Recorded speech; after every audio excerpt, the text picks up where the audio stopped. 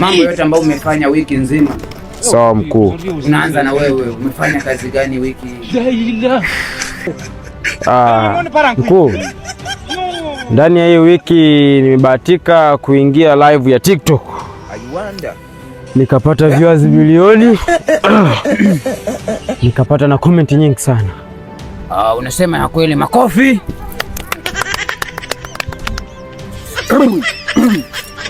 Tunaendelea. Yaani mkuu, kazi ninayofanya mimi ni kubwa sana. Nimesababisha mpaka Israeli na Irani sasa hivi vinapatana na mafuta muda wote, yani yanashuka bei kabisa. Makofi. Sasa ni zamu yangu mkuu.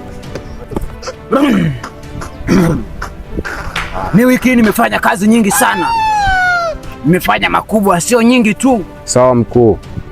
Namba 1, nilimwezesha Messi kufunga hat-trick kwenye kombe la dunia. Makofi kwa mkuu. Na wiki hii tena uchawi nimeuvusha boda, nikasaidia Afrika yetu. Kongo katoa sare na Ureno. Makofi tena. Kazi nzuri sana mkuu. Na hapo hapo kwenye kombe la dunia mimi ndo niliyemroga Ronaldo hadi sasa hivi hajafunga goli hata moja. Makofi mengi sana. Yote anapiga nje. Makofi tena. Pumbavu sana wewe. Kazi nzuri mkuu. Sasa tunaenda kwenye changamoto.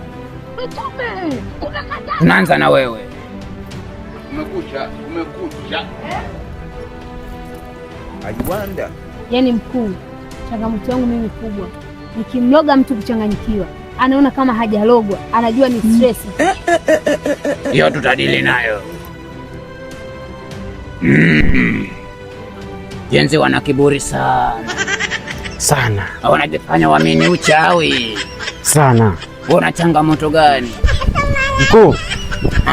Mimi changamoto yangu nikienda kumwangia mtu siku, nikipa nikatokea chwa anacheka, eti nasema mimi nachekesha. Uchawi nachekesha. Si wanadharau sana mkuu. Wanajifanya waamini mizimu ya uchawi sana. Utawakomesha. Tupe changamoto yako mkuu. Jenzi wanaleta dharau sana mkuu. Sasa mimi hapa leo sina changamoto, nataka tutatue hizo changamoto zenu. Namba 1, takuwa tuzidi kufungua akaunti nyingi za TikTok ili kuwafikia watu wengi zaidi. Piga makofi. Kweli mkuu, kweli mkuu. Namba 2, tutafungua akaunti Facebook, YouTube na Instagram ili tu post kule vitu tunavyofanya sisi, wacha tuogopa. Piga makofi. Kweli mkuu. Cha mwisho, tutaanza msako nyumba kwa nyumba, wanaoleta dharau tutakuwa tunaenda kama makundi. Piga makofi. Kijana, leo una idea na mapendekezo gani mkuu? Leo kombe la dunia linachezwa.